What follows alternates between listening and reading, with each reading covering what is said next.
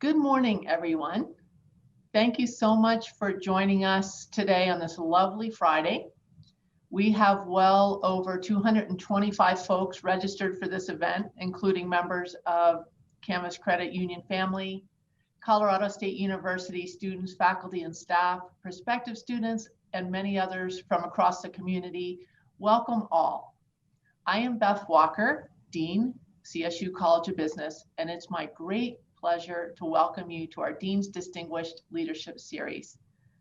We started this series to connect our community of students, alumni, faculty, and staff with thought leaders who are transforming how business operates and in turn are transforming the world.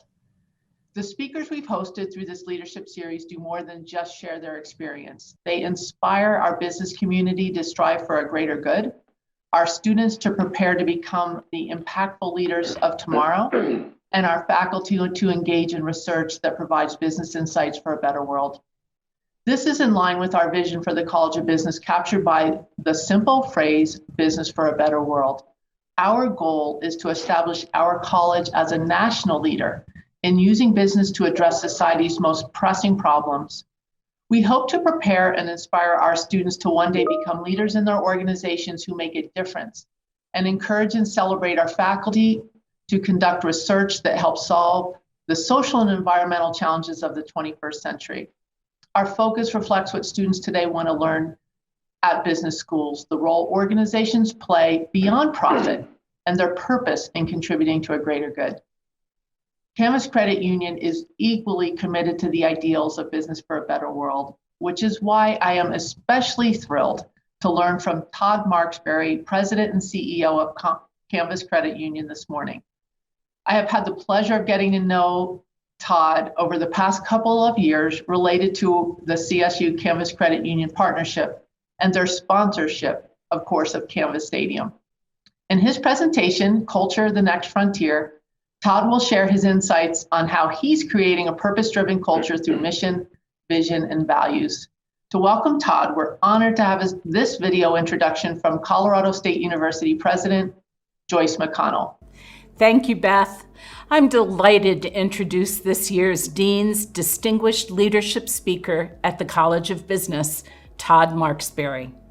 Todd is the president and CEO of our university partner, Canvas Credit Union. He's also just a tremendous leader and a fine human being.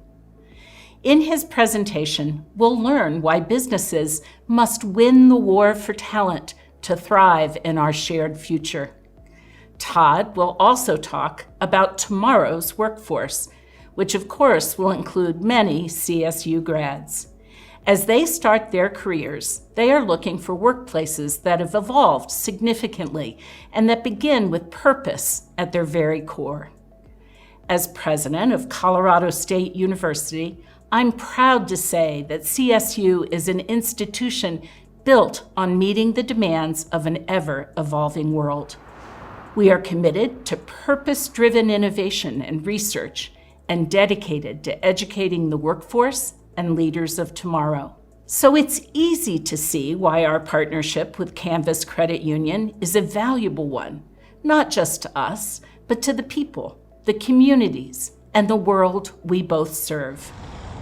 Todd will explore how the foundation for culture is built on a strong vision, mission, and values, and can lead toward exceptional employee experiences. He will also answer questions that leadership teams across the country are grappling with. How do leaders best support cultural growth? What does it take to create a truly special culture? How do you build culture when it's often seen as the soft stuff? Do we all have to wear t-shirts and jeans to build something unique? What works to continue to nurture culture no matter where your team works?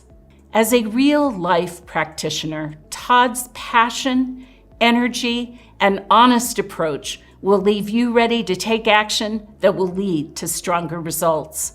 I've had the pleasure of getting to know Todd since Canvas became CSU's official credit union partner in 2018 and the sponsor of Canvas Stadium, our extraordinary on-campus athletic facility.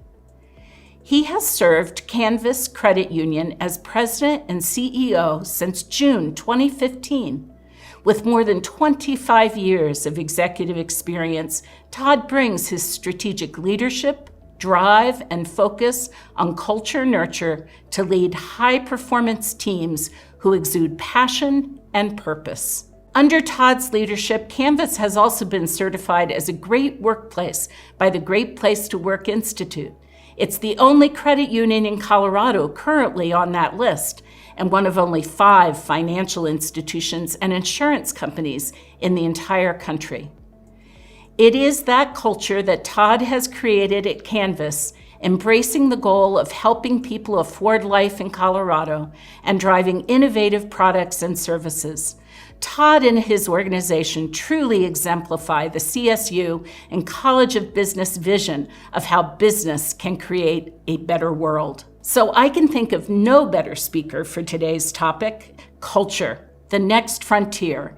I believe you'll leave this session inspired. Please join me in welcoming Todd Marksberry.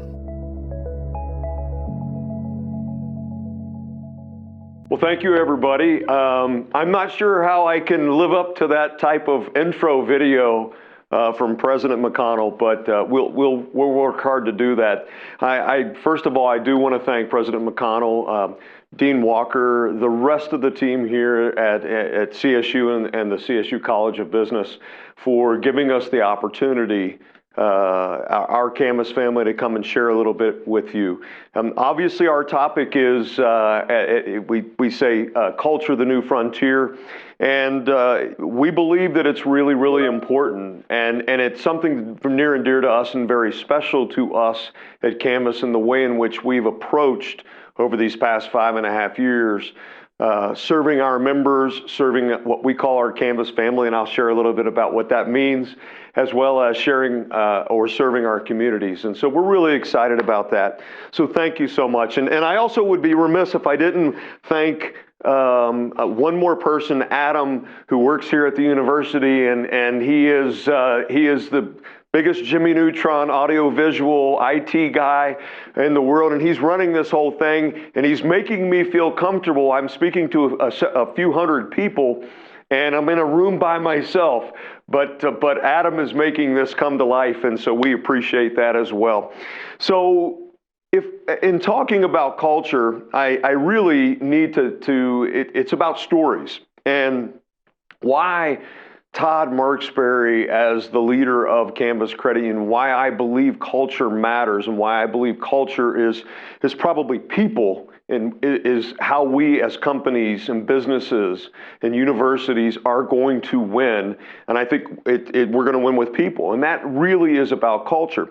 And I can't just, it's interesting. I was speaking to a young leader just yesterday who was asking me about, hey, Todd, how did you build culture? And it's funny, they were like, do you have this like document that, it's like a template, right? You pull out and it's like culture, 1, 2, 3, 4, 5, 6.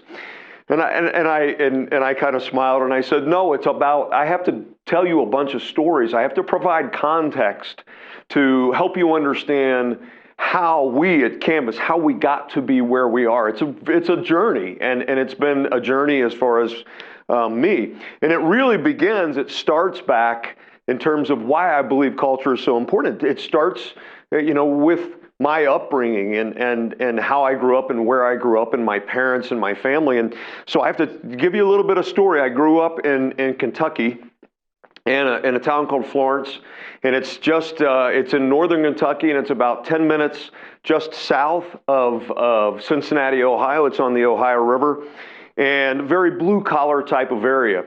I grew up, my father and mother, I thank the good Lord above, they're still with us.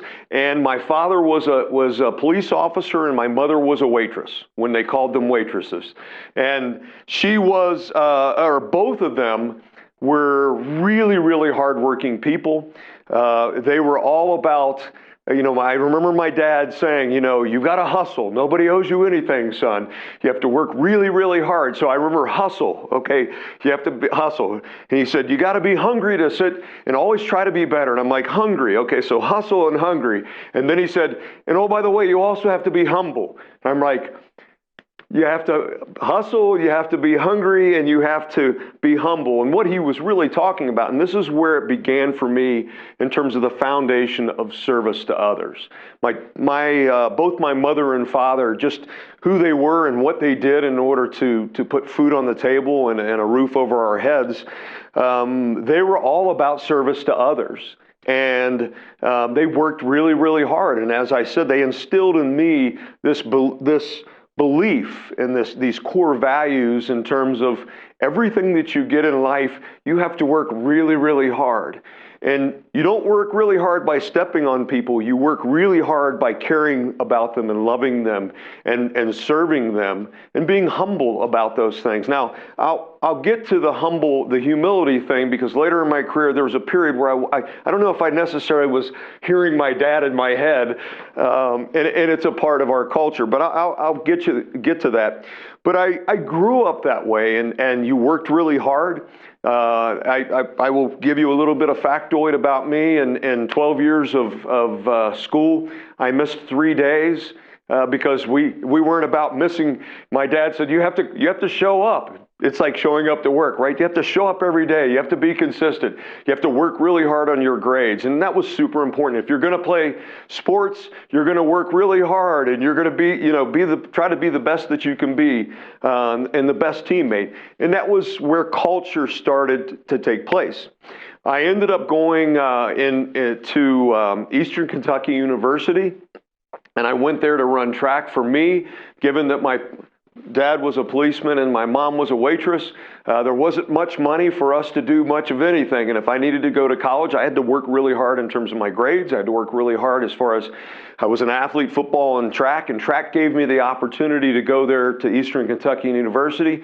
And like most college students, I didn't have much money, and I did work study, and I worked in the financial aid office, and I had side jobs selling cable door to door. And while I was running track, and I was in the School of Business, and I was in the theater department, and I did a lot of things. But I again always would talk to my dad as an example, who's my biggest influence in terms of this culture thing, and he would always keep me on track while I was in college as far as what were the important things. And the important things were, again, he's like, son, you have to hustle.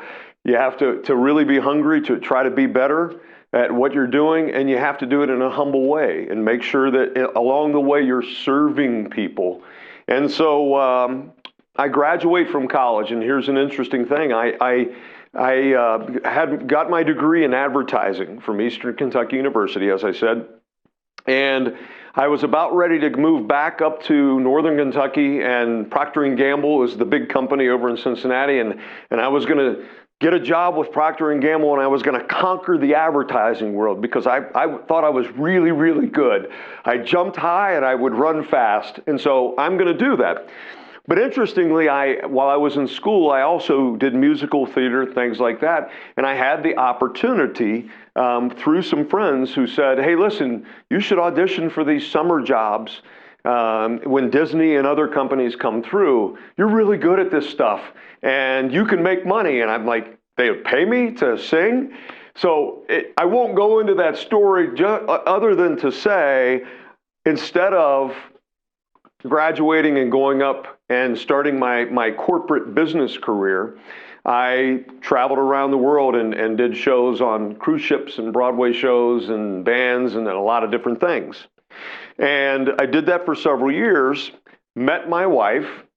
We've been married now for 28 years. We have 4 adult kids and a granddaughter. But I met my wife when we had our first child. And our first child, we were living in Miami, Florida.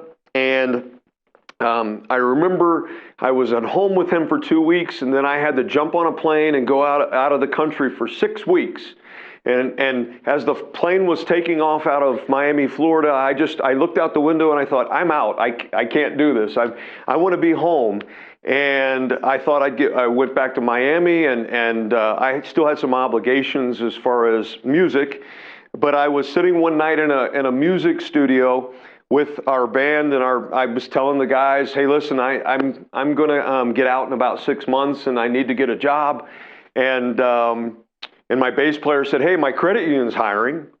True story. And I thought, okay. I said, did they pay well? And he says, no, they're terrible, but the insurance is amazing, Todd. It's amazing. And we have an incredible culture. We love working with one another, and we have this thing about service and serving others, and it's just a cool place. And so I got the job. I thought it would be temporary, but I also, at the same time, I was raising a family. And so I worked at the credit union, and I was cleaning pools on the side. And I also worked for a company that put Christmas decorations up on big buildings. And then I was working on the weekends still with the band. So I had 4 jobs. My wife, who was raising this little one, and then another one came along. She was using her degree, and she was working at a nursing facility and babysitting. So we had 6 jobs. And so, by the way, if you think it's easy to get to be a CEO, it's not quite. There's a little bit of a journey that goes into that. But it was, again, during that time, culture was building up in me, in that I would remember hearing my dad. Remember, Todd, you have to really hustle. At that time, I'm hustling for my family. You have to be really hungry, meaning you have to continue to grow, and you have to figure out how you can get better at what you're doing. Whatever it is, cleaning a pool. You also have to be humble, right? And so at this time, I began to pick up a little bit of a head of steam at the credit union. I thought it was going to be temporary, but the CEO there at the credit union saw something in me, called me into the office one day, and I didn't know. I thought he just wants to say hi and introduce himself. But he said, hey, I've been watching you, and I really appreciate the job that you've been doing in serving our members and serving our organization. And I'm creating a new position, and it's a business development position, and your job is going to be to go around South Florida, knock on doors, and convince companies to offer the free benefit of membership in our credit union. Ready, set, go. And fortunately, I didn't know what I didn't know. And as a song and dance guy for a long time, I thought this is going to be easy. But what I found is this.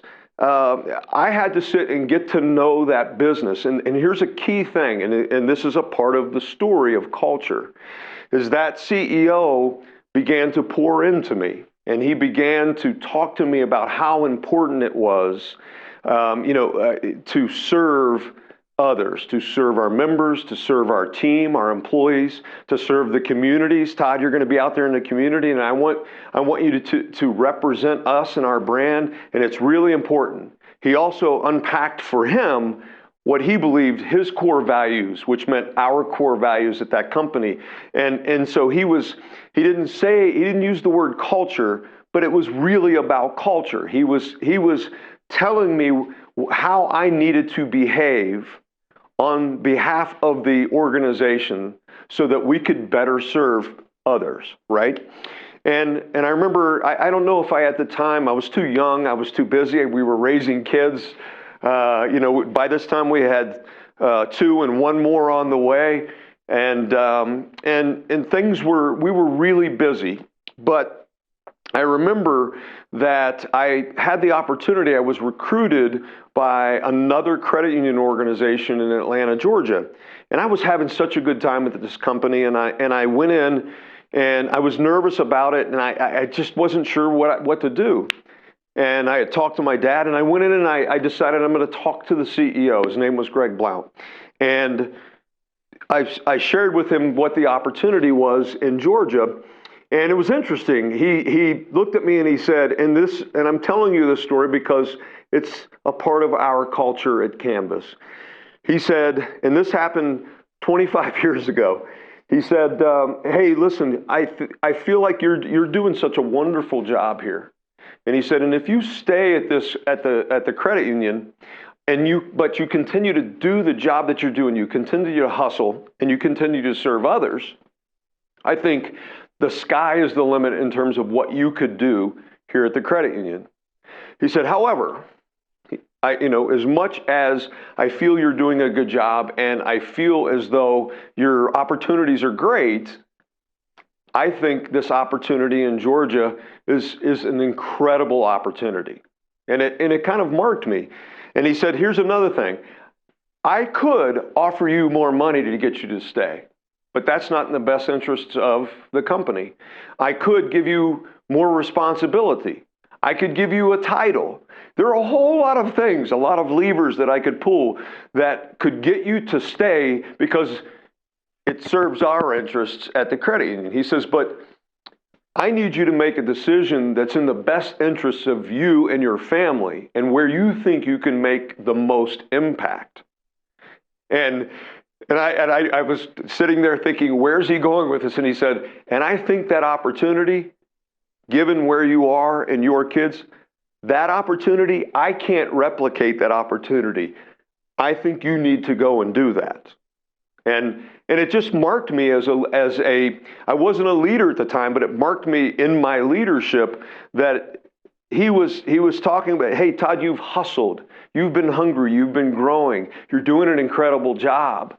But that CEO, he humbled himself in that moment as a leader and basically said, I'm not going to give you the advice that's in the best interests of me, the CEO of this organization and our company. I think you need to do this for your family and for your career. And I thought, wow, that's an incredible. And he retired 15 years ago, but he's still a mentor of mine and somebody that I touch base with. So I end up going to Georgia, and I began to work for a credit or a company that was serving credit unions in Georgia. And the leader of that particular company, as soon as I got there, he said, hey, Todd, I'm gonna put your office, you're not gonna be in our corporate office, you're going to be at this credit union. And you're gonna be at this credit union serving all the credit unions in Georgia because that credit union is the biggest one in our state, which means they're our biggest constituent. And the CEO of that credit union is the chairman of my board. So I need you to take really good care. His name was Joe. Take really good care of Joe. And so I went down and I started working for this company, and I'm sitting in this credit union, and I got to know over the first year the CEO of that credit union. And funny enough, he came in and he said, hey, I want you to come and work for me and run all of our lending. Another one of those situations where I thought, okay, what do I do? I really like what I'm doing. So I went and talked to the CEO. Same thing, and it marked me. I had the conversation with him, and I said, hey, guess what? You put me down there to take really good care of Joe. He just offered me a job. I don't know if I got it out of I don't even know if it came out of my mouth. He goes, you have to take that job. That opportunity is going to put you on the map, Todd, in terms of your career. It's an incredible opportunity. I tell you that because it was the same thing. That CEO didn't look to see he didn't think, well, wait, this is an employee who's producing for us. I'm going to do everything I can to make sure. I don't really care if it's in his best interest or his family. Here's what I'm going to do. He didn't do that. He was very humble about it, and he gave me great advice. And I took that opportunity, and I ended up being at that credit union for 16 years. And when I left, I was the executive vice president and chief operating officer, and we had grown from $900 million company to a $5 billion company in that time. And it was incredible. And I could tell you story after story about my time there, but here's a part of culture again, is there were many things that I learned there at that credit union in terms of what type of culture I thought was important. And there were many things from that leader or those leaders that I took notes and said, I'm not sure I want to be that type of leader, right?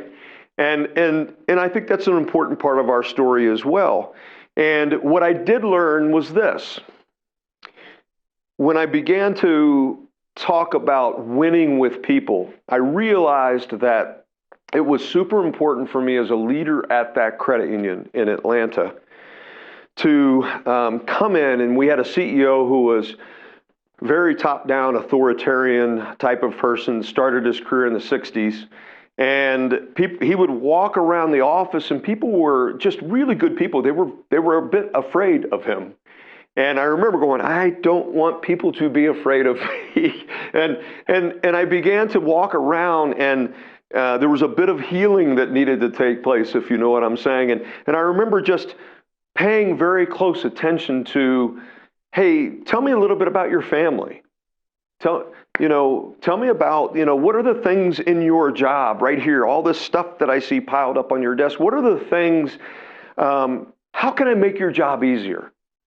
How can I serve you? And I'm not sure if I maybe use those words, but how can I make your job easier? And I watched people, once there was trust there, I watched them begin to open up and share. And then my job was to make sure that I served them really well and I would give them the tools and resources so that they could be successful in serving our members, their team members, and our community. And I remember thinking, here's a novel thought. Treat people really, really well. And they will do Herculean things on your behalf and for your company. Treat them with respect. Give them the opportunity to grow. Give them the opportunity, novel thought, to kind of speak into how they're doing their job or what they think you as a company need to do or what you could do better. And I began to take note of all of these, how people began to blossom when there was care and feeding in terms of them personally and professionally. And I began to watch our organization, and it was amazing how it was like activating these incredible people. And I took notes, and I began to come up with this thought in terms of our company. And I remember saying, and this is what I brought 5.5 years ago when I became the leader at Canvas. I remember coming out here, and the board of directors I was interviewing for this position 6 years ago, and I remember sharing with them, hey, listen, you guys have asked me a bunch of questions about what I think about how we can grow loans or how we can grow checking accounts or deposits or how we can get new members. I need to pause for a moment. I've answered those things with all due respect, but I really need to tell you this. I said, at that point, I'm 22 years into my career, and here's what I've learned. I'm in my the last season of my career. Lord willing, this will be my last place. But let me tell you this. What I found out is this. There are a lot of things that I can do to help us grow our bottom line. A lot of things I can do in terms of growing customers, growing the members of our credit union. But here's the thing. We're going to do that with people. We're going to win with people. And I remember they looked at me, and I also told them this. I said, at this stage of my career, what you see is what you get. I'm going to come in. I want to, in the last season of my career, build something unique and special with people I care about and love. And I remember them looking at me and thinking, that's a really weird thing to say for somebody we're interviewing for the CEO, and it's really weird in financial services. And I remember they didn't say it. I could see the bubble above their heads, but I said, I think you guys right now are thinking, this is really weird. And I said, what you see is what you get. That's what I believe. We need to build something unique and special, and I want to do it with people I love and care about. And that means we're going to invest heavily in this thing called culture. And they hired me. Obviously, there was something I said, please don't hire me if that doesn't resonate with you. People don't resonate with you. And I was very blessed because they gave us the opportunity to come here. And I remember sitting down, and in those first few months, the board, as we were building culture, and this is why it's so darn important, they were, I think, really anxious to, what are the really cool things we're going to do? What are the new things we're going to do as an organization? And I hit pause and I said, remember when we interviewed, I shared with you that I'm probably going to spend the first 3 months or so getting to know the organization and listening, key thing, listening. And so I can bring Todd's template, if you will, in terms of what Todd thinks culture needs to be, certainly core values, but I need to know where we are in this journey as an organization. And so I spent 3 months visiting every one of our branches and asking a whole bunch of questions. I went to about every meeting you could possibly have in our corporate office, asking a bunch of questions. And then I came back to our board at the end of that time frame, about 3 months. And again, they were like, okay, what is it? What's the new thing? And I said, it's blocking and tackling and making investments in people.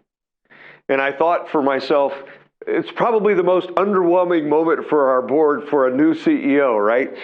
And I said, I'm going to unpack it for you, and I did. And as timing would have it, right around that time when I shared that with him, about 3 months into the job, I had my first opportunity to stand in front, what we call our all-family gathering, to stand in front of, at that time, 225 employees and share with them what the vision of the organization was.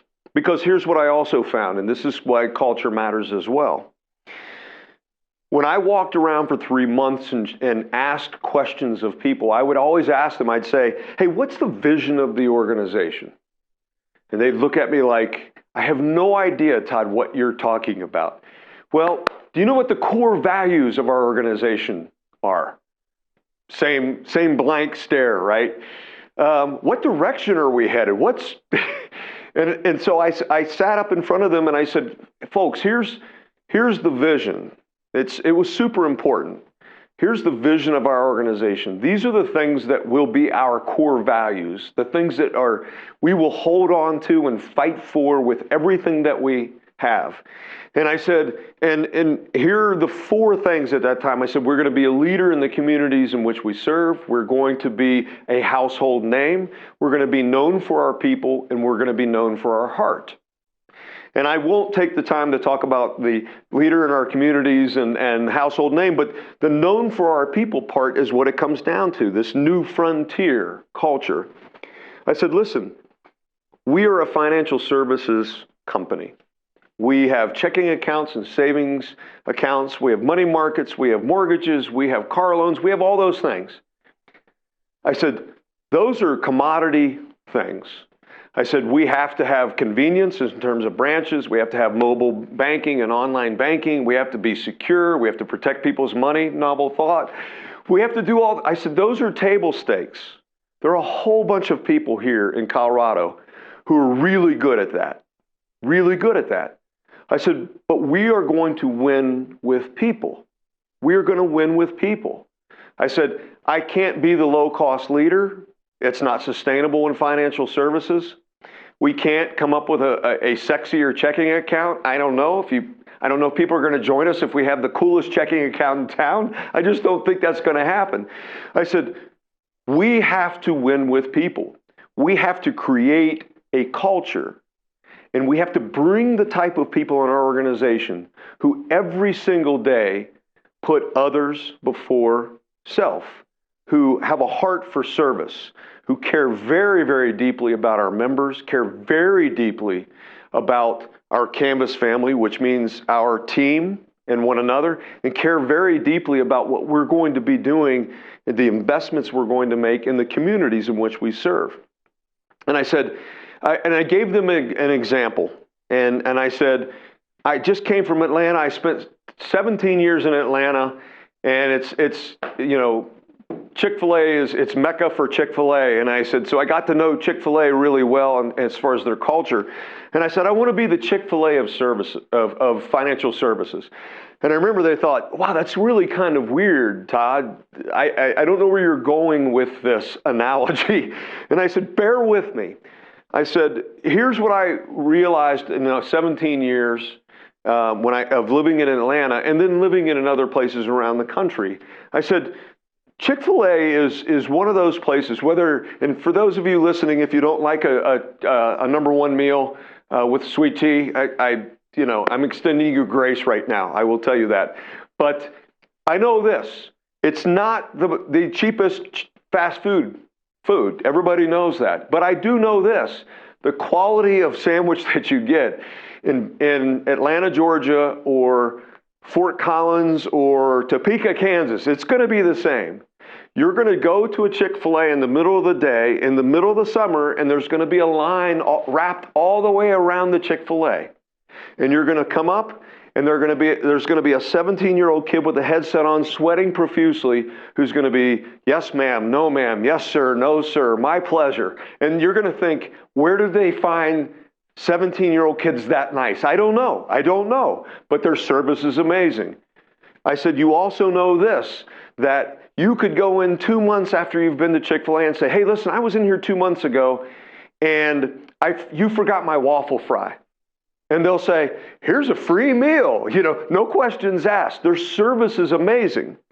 But there's one story that I share with our team that really speaks to the type of culture that we've been trying to drive towards in 5.5 years.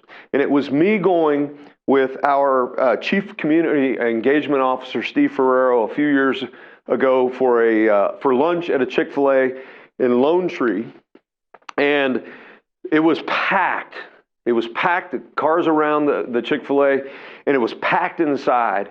And the team there at Chick-fil-A were just going crazy.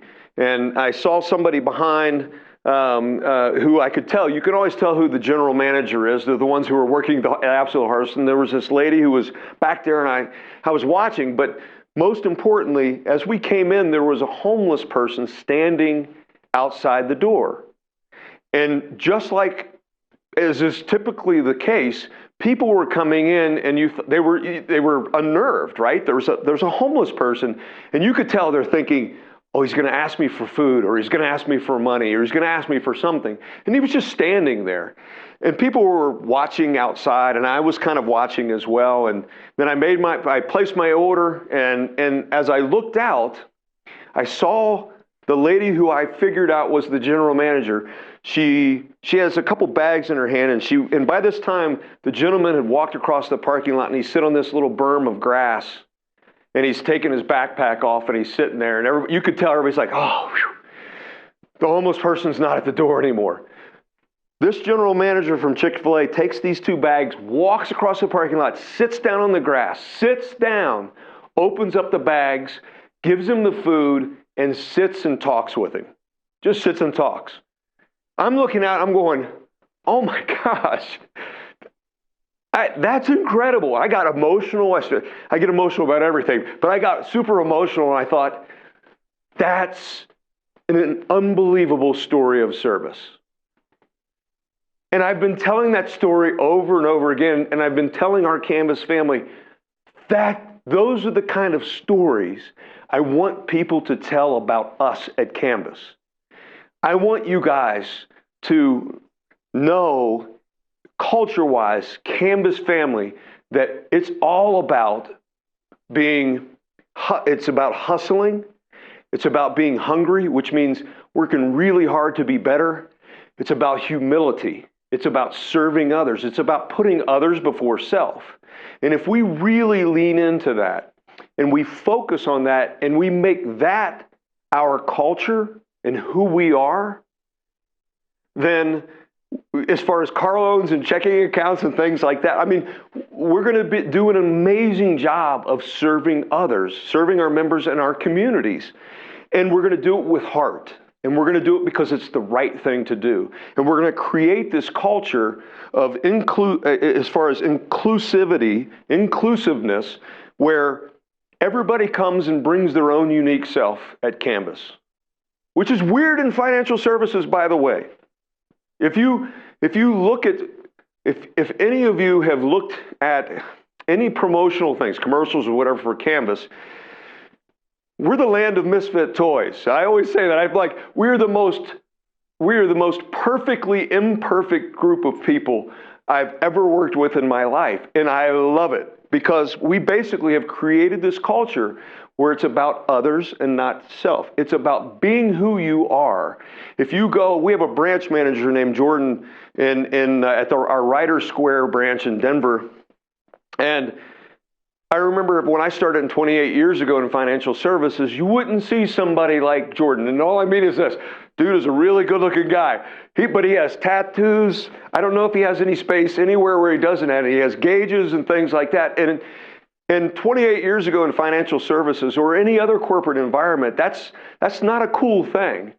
And what I love about our culture at Canvas is we're leaning into people being their unique self. Now, I tell you all that stuff, and it might sound like there's a lot of warm and fuzzy, touchy-feely stuff, and there is. We're really looking forward to COVID being over so that we can all get back together and hug one another. But we also have this culture that's about winning. And when you bring a group of people, as I say, when you bring the land of misfit toys, you bring a bunch of incredibly unique and amazing human beings who care deeply about serving others before self, amazing things begin to happen, right? And when you begin, and you also do that as far as we're going to win. Guys, this is no joke. We're not playing for a tie. I'm a sports guy. We're not playing for a tie. We're playing to win. It's like CSU, College of Business. Dean Walker, they're playing to win. We want to bring all kinds of folks in, and we send them out into the corporate world, and they win, and they do it the right way, and they serve people, and they serve others, and they serve communities. And people come back and say, I got this amazing education at CSU and in the College of Business. They cared deeply about me. They talked about love and family and trust and transparency, and they helped me be a better communicator. That's what we're doing. And I'm sure Dean Walker would say, they're not bringing young students in so that they can go out and play for a tie. It's about winning on behalf of other people. And that's the culture that we've been working really hard. Now, I will tell you this. It's a journey for us, right? It's a journey. COVID changed things dramatically for us. We love being together. We love fellowshipping. We love going out to dinner, and we love rewarding our employees, and we love all of those things. And this remote environment has been a challenge for us. But our team has done an amazing job of coming up with very, very creative ways in which we could stay connected with our team and keep that connective tissue, that culture that we have built. And I will say this too, another thing in terms of that culture, I always talk to all of our new employee orientation groups.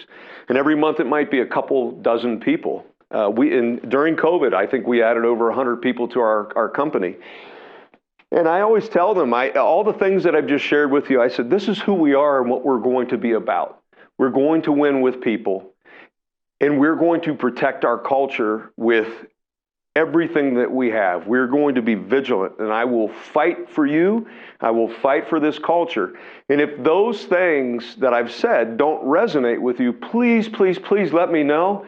I would rather you be successful somewhere else, because we care so deeply about what we have. In order for us to continue to grow as an organization, for us to sustain this, we all have to fight for that. It's incredibly important. The cool thing about all of that is in the past 5.5 years, as I said, when I got here, we were $1.5 billion company. We're $3.3 billion now. We've grown from 225 employees to close to 625 employees. And we've done it in a very, very healthy way that has helped our company be sustainable. And we've done it with what we always say, helping people afford life. That's what it's all about. We're there to do that. And we've been able to create these stories. These stories like I shared with you when I was at the Chick-fil-A, as far as members and single mothers who had situations where they needed to refinance their debt during COVID, or giving people loan deferrals during that time, helping with the PPP loans, if some of you know what those were, and waiving fees and things like that. 2020 ended up in my mind, doing something as it relates to culture at Canvas.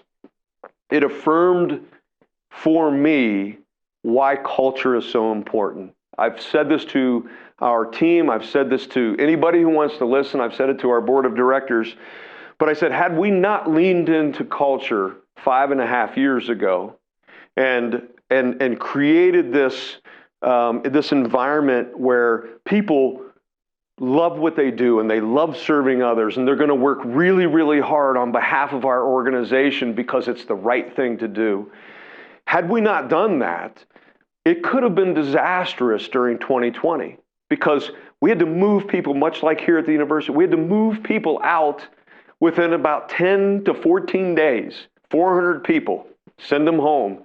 Our IT team going crazy, working around the clock for weeks to try to figure out how we could help our employees have the tools and resources to serve our 265,000 members who all they cared about was their money. How can I get to my money and we had to do that. And we had to ask people to be flexible and adaptable. And we asked them to do Herculean things on behalf of our members and our team, all of these 600 and some odd people, and they did.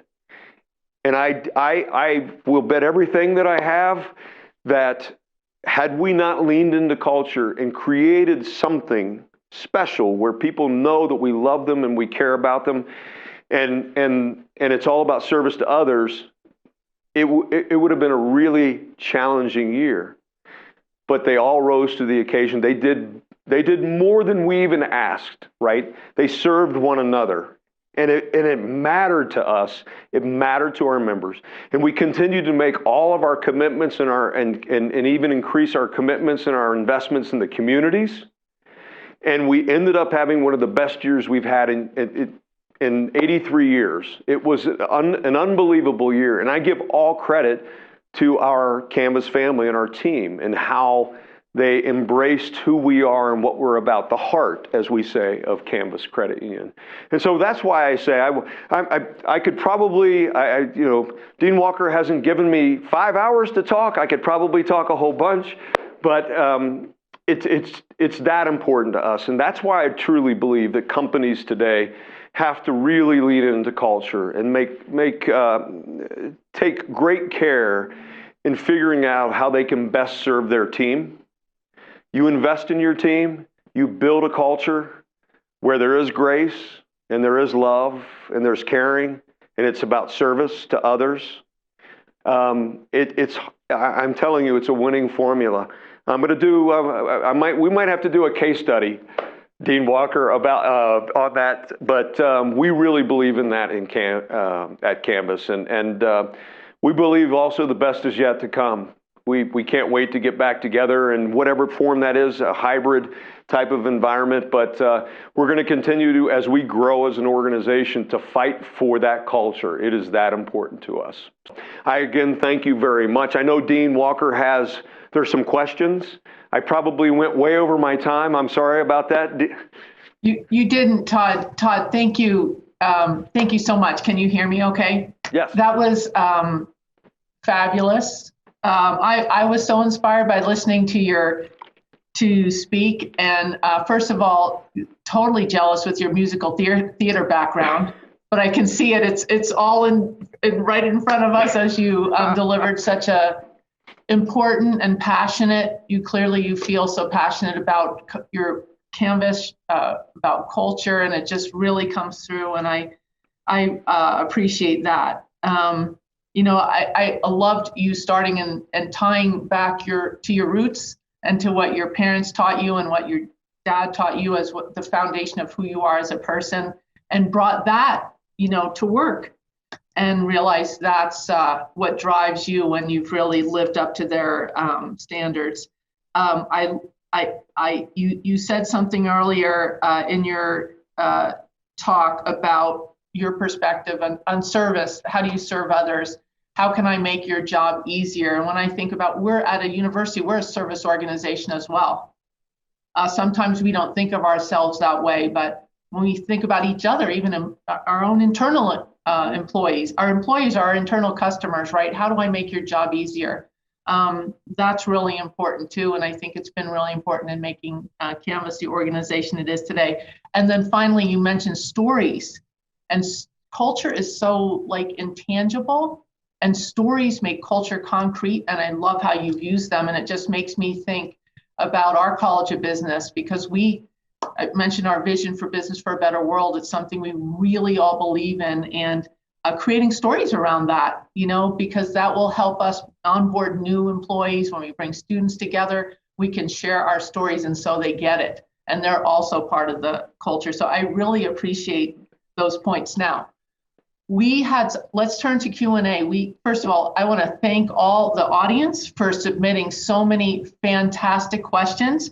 So I'm going to read you some of those questions, Todd, most of them for you, a couple of them for me. And they're terrific. So thanks for your thoughtful questions. So I'm going to start with a question from Dave Yarger. He's a CSU student. And he asked this question, and I often get this question, Todd. Dave is in the midst of changing career paths. What is the best way for a new/young professional to virtually gauge a firm's culture? And so the question, I'm assuming that they're asking the question given that we're in this virtual environment right now. Right. So it's funny. We have our Chief People and Strategy Officer, Tansley Stearns, and she shared a story with me just recently about how we're talking about, because we're recruiting, as I said, during 2020, we added 100 and some odd new folks. And so our recruiters, we have an amazing group of recruiters, and they're making regular calls to screen as they have during the past few years. But the interviews, as you know, we've not been doing them in person. And so it's that virtual aspect. And I think right. Tansley knows where I'm going with this. And some of the team were talking and saying, man, we're challenged because some of these younger folks who are really early on in their careers or just starting their careers, they're a little bit clueless about the whole virtual thing. And so they're like, hey, come as you are. And they're showing up, eating popcorn, sitting in bed. Don't do that. That's the first thing. So listen, what I would say is this, I think you come in, if you're doing a virtual interview and you're in Zoom, Teams, whatever it is, man, you act as though you approach it as if you were sitting right in front of the CEO of that company, right? I don't think you're going to be in your pajamas sitting in your bed eating popcorn and with your dog in the background or cat. If you were sitting down, trying to earn that position. So I think you just have to approach it and make sure that you stay on your game. And I know that probably the professors here at the College of Business are trying to instill in them, listen, you have to put your best foot forward. I mean, you have to work really hard. You have to hustle.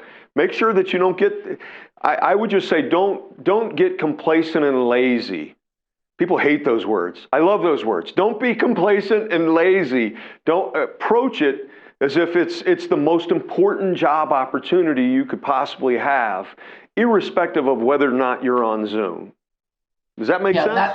That's great. And I know our College of Business students that you weren't interviewed. They were not sitting on the bed eating popcorn. I know that for sure. They are awesome and respectful, and they get it. And I'm wondering, just as a follow-up on Dave's question, how would he learn about Canvas's culture? Like, what questions should Dave ask you to learn? What is Canvas like from a culture point of view? Well, that's a great question, Dave.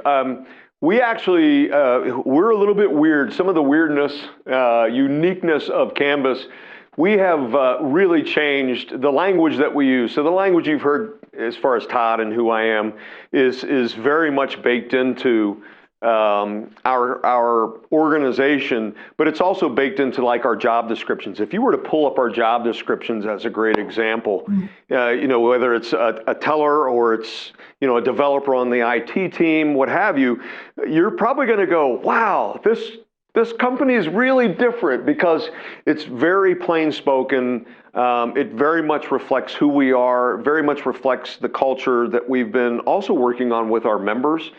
And that's it would be a telltale sign in terms of the type of culture that we have.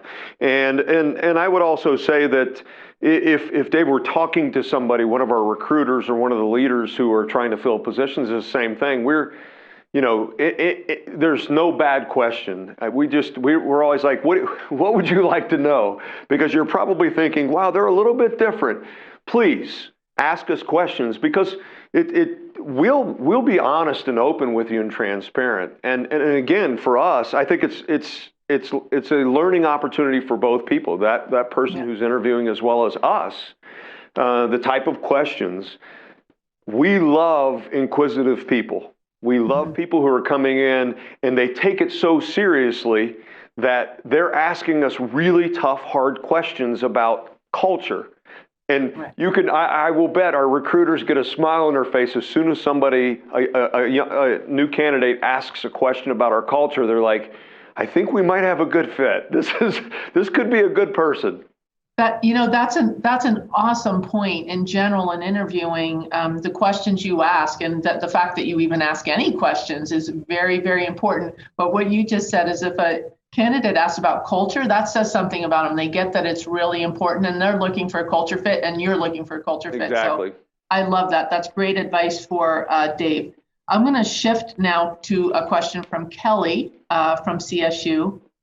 How do siloed workplaces play into culture, and how have you attempted to merge or break down these silos or boundaries within Canvas? Great question. Kelly, that's a great question. So we've worked, that's one of the things is we have been building out our culture over the past 5.5 years that we did lean into early on. And, to build bridges between different departments. And a lot of that had to do with continuing to drive home service to others, not self. And I tell you what, we also focus, I say this, and I know that there will probably be, out of a few hundred people listening, some who are members. And please don't misunderstand what I have to say, but I often say we have 265,000 members. And I love our 265,000 members. I love them. And our job every day is to get up, they're member owners, and to take really good care of them and serve them. But I really, really love our 620 Canvas family members even more. And the reason I make that distinction with them is this. Guys, this is our family.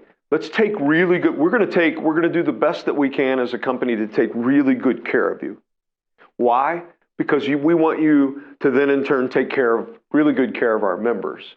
But it starts with how we treat you guys, right? If we treat you well, we give you opportunity to grow in your careers. We take care of you in terms of compensation and benefits and all of those things, other benefits, then you're going to feel a sense of pride in what we're doing as an organization. And you're in turn going to share that love, if you will, with our members. And so we've leaned into that. And that the reason I say that, Beth, is that service to others, we talk about serving one another in the organization across departments. We all have to work with one another. Some work with each other far more often, very obviously. But we're like, look, we're all family here. Let's just make sure we take really good care. And and I will say this lastly, you just have to be vigilant about that as well. COVID was a great thing. A lot of departments, we talked about it a couple of days ago, a lot of departments would be on teams and they're talking with one another and having daily check-ins and things like that. And we began to say, that's fantastic. Guys, make sure that you're setting up, whether it's time of fellowship or what have you, but make sure you're working really hard as leaders to connect with other departments as well during this time, because again, that connective tissue, we want to make sure that we all are serving one another as an entire company across those different departmental lines.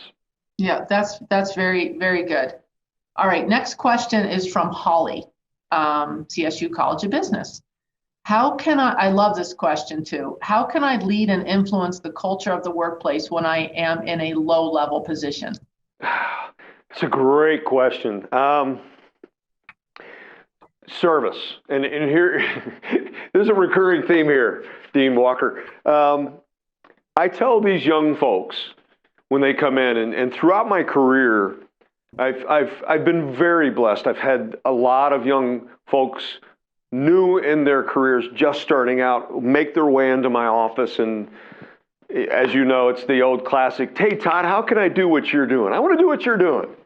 I'm like, "Well, you've been a teller for 2 days. Let's talk about that, you know." And what I always tell them is this: I love that you have aspirations. I love that, and I will, as well as the rest of the team, we're gonna feed that. We're gonna make sure we take really good care of you and give you opportunities. But here's the thing you need to do. You need to actually become really good at your job first. Learn that job, right? My dad, I always have dad stuff, but my dad was like, "Show up." And I would tell them, I'd say, "Make sure you show up. Make sure you show up on time." Here's a novel thought, maybe even come a little early. And you do that day after day after day, you get really, really good at your job. And then when you feel pretty good about that, before you start to say, "What's the next thing?" then look to your teammates and say, "How can I help you?" Go to your leader, who typically you'd walk into their workstation or their office or what have you, and if they have a stack of stuff on their desk, say, "I've noticed this stack of stuff on your desk every day I walk in here. Is there something I can do to lighten your load? Is there something I can do to help?" Right? And do that with no expectation that you're going to get something for it. Do it because it's the right thing to do. And I've told them, I said, and do it humbly. That's back to the humility thing. And I said, in our organization in Canvas, those people who come in every single day, we can count on them. They're consistent. They do their job. They work really hard to get better and better and better. And then they begin to serve. The moment that they raise their hand, those are the people who rise to the top within our organization, the people who are serving others. They get it. They just get it. And so I would say if you're at that low level, do that. Get really good at your job. Look to see how you can serve others this way and this way. And I will guarantee you, you will rise to the top. You will be noticed because leaders like myself and so many other leaders are looking for people like that who are about service, serving others. And so I would just say, and also one more thing, be patient. Just be patient. Your time will, 22 years it took me to become a CEO. It's a long time. I'm not saying you have to wait 22 years, but you just work really, really hard. That's great. Great advice. Okay, next question. This is from Tori. What are some ways a mid to senior manager can gain influence with other departments across their company? What are some ways a mid to senior manager can gain influence with other departments across a company? Same answer. I will tell you what not to do. Kind of a cardinal sin for me and a cardinal sin within Canvas, and I think this would be most companies. Don't try to curry favor for selfish reasons. Make sure that if there's always some kind of that's cultural, corporate protocol in terms of how leaders feel about you crossing over into an area or how you interact with their team. We talk on our leadership team, we have for the 5.5 years I've been at Canvas, about those types of things and how we want to, it's the golden rule, do unto others as you would have them do unto you. And we just talk about, just to make sure that you're very mindful of and sensitive to how people feel about as you're going across departmental lines, and just be respectful and build bridges and build relationship there and build trust. And when you do that, that's how I believe that you ultimately will begin to wield influence, if you will, across departmental lines. That's a great answer. I know the research shows that the most effective leaders are ones that have cross-functional appreciation. They can step in the shoes of someone else because they've connected. And those are often ultimately, therefore, people that continue to rise are the ones that have the ability to span departmental boundaries or unit boundaries within an organization. So that's a really great thing to strive for, Tori. Okay, this question is from Roberta. How do you explain to my new how can I explain to my new company why culture is important to grow business? Well, you could call me and I'll come and help you if you want. I think that's the easiest thing, probably. No, the reason I say that is that's a great question, and that's a big, hairy, audacious question. I think, you know, that's a tough thing to answer in that I'm not sure where Roberta's position is, right, and what type of influence that she has, right, or her ability to affect that change. I will tell you this, when to use an example, by way of example, when I told you I spent 17 years in Atlanta, and, you know, I was at that credit union for that period of time, and I had the ability to affect culture up to a certain point, given that I was the number 2 person in the company. And I was the one who was leading the team as we would establish the vision and you know, the culture, or the strategy rather, and put people in the right positions and the like. But it was interesting because I wasn't the CEO. I remember as I would share stuff like, I'd sit down with my CEO, he and I one-on-one, and talk about different things, dream a little bit. And I began to use the language that we use at culture about, you know, hey, it's about love, and I want to do things unique and special with people I care about and love, and family and trust. And he was a CFO by trade. He's one of the sweetest people I've ever known in my life, and he and I are still friends. He's retired a long time ago. But I remember he looked at me like, that's all googly gop. It was all googly gop for him, you know. Vision. I don't know what vision is. You know, all that, he's like, all that squishy stuff, Todd, you go do that. It just simply meant that I can only affect culture so much, right? But I think that living it out, continuing to talk about it, what helped me was, as I was talking, the language changed in our organization, and people began to, you know, there's some common language that people begin to use. And I think, and we were also doing well as an organization. And it started to bubble up to the point where he would be in meetings where it wasn't Todd being the one who was saying it. Other people were using that language, and he was a smart man. And he just, one day I think his light bulb went off, and he was like, oh, okay, so this isn't goobly gob stuff. This isn't all the warm, and he began to see it. I would say he retired. The day that he retired, he was finally figuring that stuff out. But for Roberta, I would just simply say, you know, walk the talk, and you know, continue to work really hard to talk about why you believe those things are important, and hopefully through osmosis, through, you know, many ways, when it begins to bubble up and people begin to use that language and they see the results, the fruit of that labor, I think she will have the opportunity to affect culture even more. Yeah, that's a great. Thank you so much. All right, this next question is from Michelle. Michelle asks, how do you maintain your designated culture when diversity has been a source of division and not inclusion? Wow, that's a tough question, but it's a great question. I think that it's an easier question. This might be a tougher question for some companies. It's an easier question for us at Canvas, in that we've been leaning very hard. A part of our culture, because we call one another our Canvas family, and because we've worked really hard to be protective of that, because we've leaned into, you gave the example of our branch manager, Jordan, at Ryder Square, because we've leaned into bring your unique self to Canvas, to your job every single day as you're serving members. Because we do these things, we have this time together.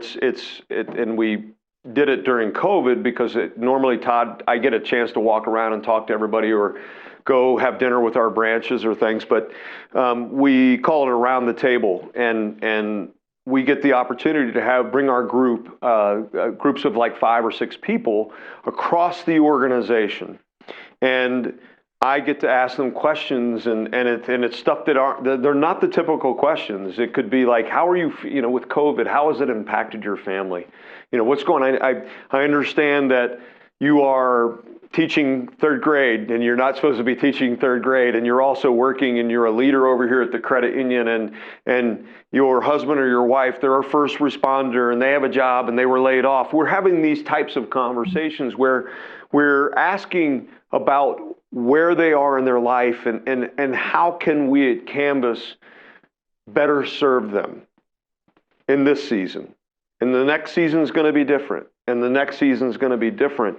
And we have conversations with regards to how do you feel like we have an inclusive work environment where you feel like you have opportunity, where you feel safe, you can be yourself.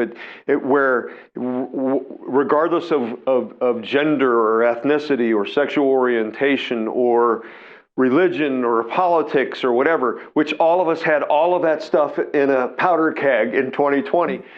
Irrespective of that, do you feel as though this is a place where you can be yourself and you can grow in your career? And that's what we do in a time like this past year, as far as letting our employees know we care deeply. We care deeply about you and who you are, because we want to make sure that we're serving you to the best of our abilities, so you can in turn serve our members and serve our community. So did that answer your question, do you think? Yeah, I think that's a great answer. And you touched on it actually earlier in terms of your view of inclusion and wanting everyone to bring who they are, their whole selves to work, because you celebrate that. And anyway, I think that's, ties in very nicely with your answer to Michelle. And it leads me to my next question, actually, because you touched on, some things you've been doing in COVID. And Christian Ferguson asks, Mr. Marksberry, how do you continue to nurture the culture at Canvas Credit Union in the current remote work dynamic? That's a great question. And Christian, you don't have to call me Mr. Marksberry, but thank you very much for that.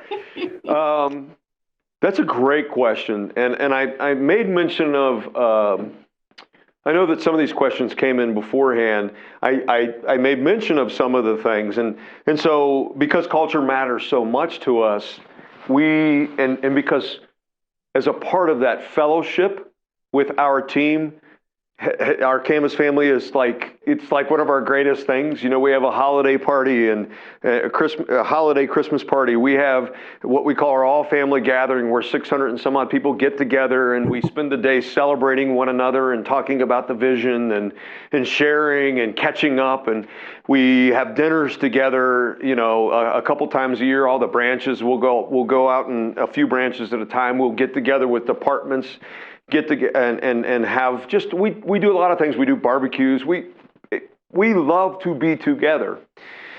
COVID challenged that, right? And so we worked really hard, and we leverage video content. We've done that for the past several years pretty extensively, probably more than most companies, let alone financial institutions. And a way in which we communicate with our employees, and we're very transparent. Anything that we do as an organization, strategically speaking, or operationally for that matter, we'll gladly talk about that so that they understand kind of the purpose behind what we're asking them to do. But the team has been our people team and our marketing team they worked extremely hard, and they still are today because we're still mostly remote. But in creating these moments of fellowship together, So we had a summer entertainment series we put together. We had local bands, a bluegrass band, and where we had them do a concert. And I remember they were in Boulder, up on some ridge, a bluegrass band, and I think it stormed like it was cats and dogs that particular night. It was horrible. Our IT team were in great peril that night because of lightning, but we had a concert. We had a night where we had comedians actually do their stand-up routines, virtually speaking.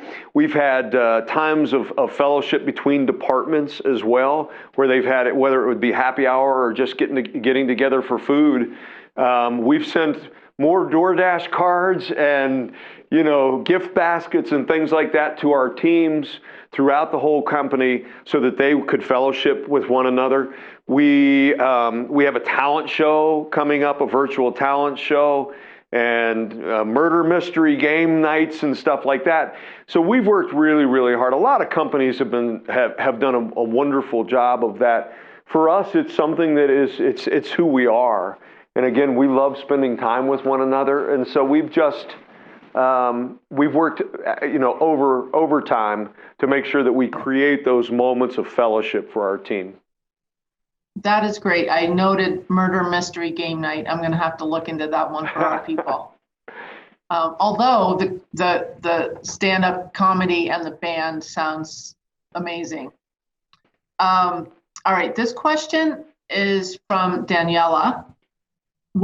And everyone's asking this question right now, so I'm anxious to hear your answer, Todd. What does the future of work-life balance look like? Oh, that's a great question, Daniela. So work-life balance, first of all, that's another thing that's a part of our culture that we've leaned into over these past few years. We care. I've always said it, and everybody in our organization says it as well. We cared very deeply about both the professional and personal success of our teams, and we want them to know how much we care about them. We invest a great deal as far as that's concerned, as far as making sure that they do have balance. I think that we'll continue to lean into that. I think companies really need to pay attention. Something that we are really leaning into in 2021 and beyond is wellness. And so our most recent commercials that we had a Super Bowl commercial that our team did an amazing job of creating. And it was talking about this notion of living weller. And please, College of Business, don't get mad because it's not necessarily grammatically correct, but live well, and then in parentheses, what's in your parentheses? But we've been working with a research company, Filene Research Institute in Madison, Wisconsin, over the past several months, and they did some research in terms of, how our people at Canvas, our members of Canvas, more well, if that's the way to say it, than others who aren't members, and they are, and I don't have enough time to go into that, but we began to think about how can we leverage that in terms of better serving our members, as we say, so they can afford life, and really begin to create the opportunity to partner with our members in our communities as far as their financial wellness, so financial education, which we've been doing for years and years and years. On a social basis, what we're doing at the credit union, the investments we're making in communities, can we enlist have our members partner with us so that they have opportunities, as far as that social wellness to invest in their communities. And then also on the physical side, we have somebody called a wellness champion at the credit union. We created that position this past fall. And it's sort of like a financial planner. We have financial planners at the credit union if you do investments, but we hired somebody who is an expert at that to partner with our 620 Canvas family members to help them put plans together for their own personal fitness, because we know you kind of triangulate in that regard, as far as that financial, social, and the health side, right, physical side, and people live. It's kind of an interesting notion, but tend to, when you have those three things and there's a lot of balance in that regard, then they tend to be in a better financial situation. It's a crazy thing. The research bears that out. But, we've kind of leaned into that. I hope that answers the question. Yeah, I mean, certainly at CSU and the College of Business, just wellness and mental health has been, it's just become extremely important in terms of a place where we need to invest in the future and continue to invest.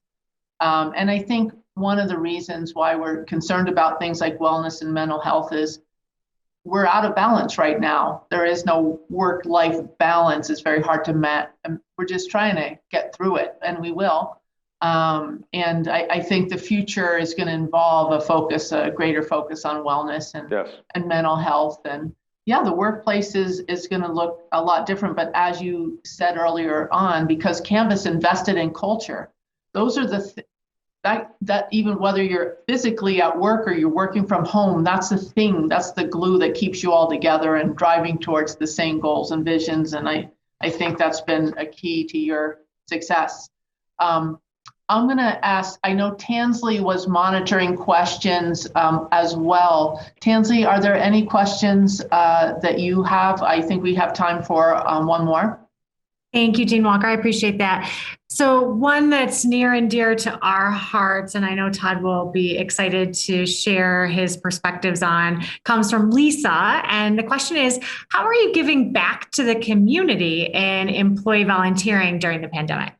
Yeah, that's Lisa, thank you for asking that.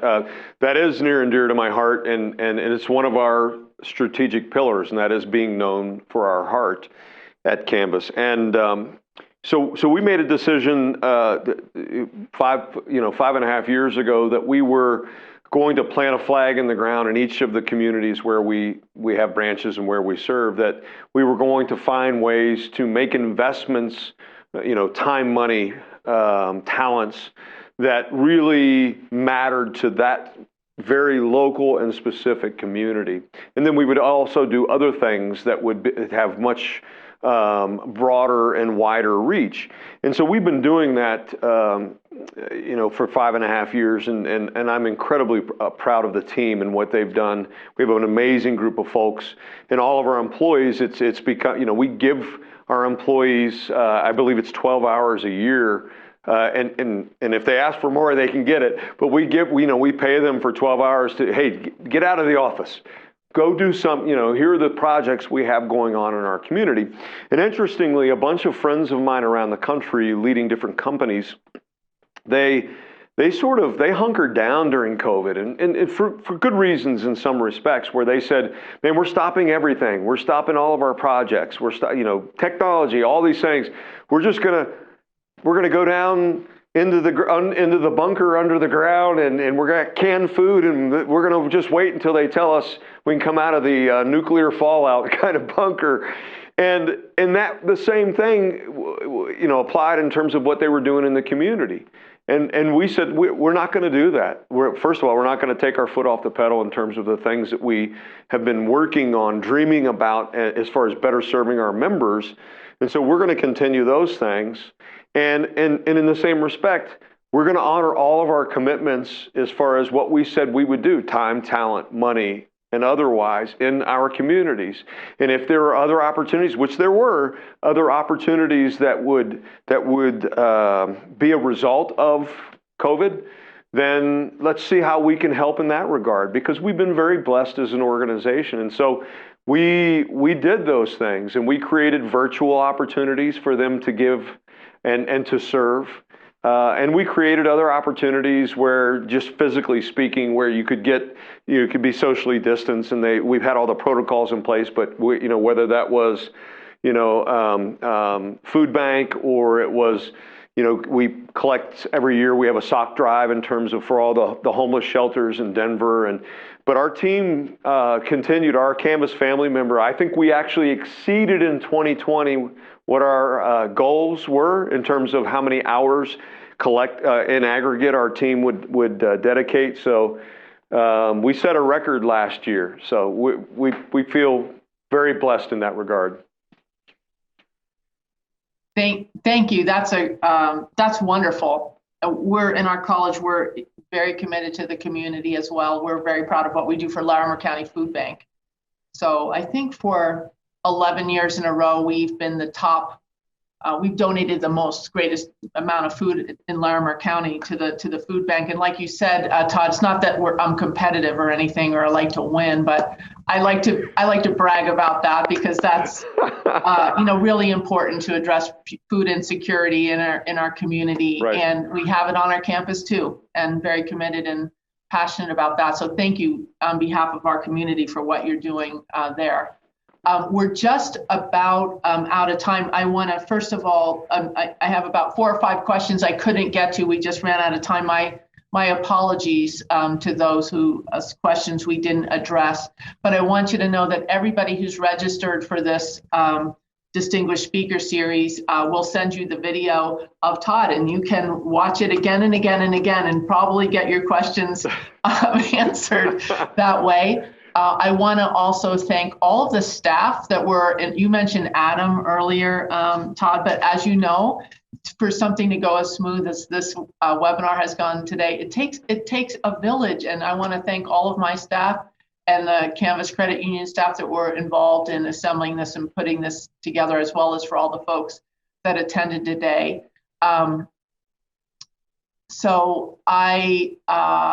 It's been really, truly a pleasure to hear you speak and learn more about what you're doing.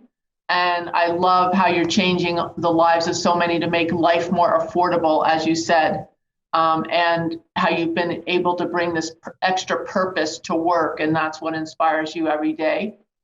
I want to thank everybody for joining today's conversation. I hope that you gained some insights that you can apply to your own organizations. As I mentioned, we will be sending a recording of today's session so you can reference any of the content whenever you need. And I also want to just a pitch. This webinar is just one of the many learning opportunities we have through the College of Business. You may be already familiar with our top-ranked online MBA program or award-winning Impact MBA program. In fact, one of the questions was about our MBA programs and how do you use it to grow a career. And I'll have to say that many people who get their MBA, that's why they're joining an MBA program. They've developed a technical skill set. They majored in finance, but now they find themselves moving up in their organization, and they don't have the skills to manage and lead. And that's what an MBA does for you. And it also connects you to a whole new network of people across lots of industries that's also invaluable. So that's one path for you. But if you're interested in shorter courses, we have developed those as well. Just visit our website to learn more about our 2-day executive education sessions. And please reach out to any of us with questions. Our team is here to help. Thank you again for attending our Dean's Distinguished Leadership webinar on Culture, the Next Frontier. I look forward to seeing all of you in person at future events in the series. Everyone have a wonderful and lovely Friday afternoon, a great weekend, and thank you all for coming today.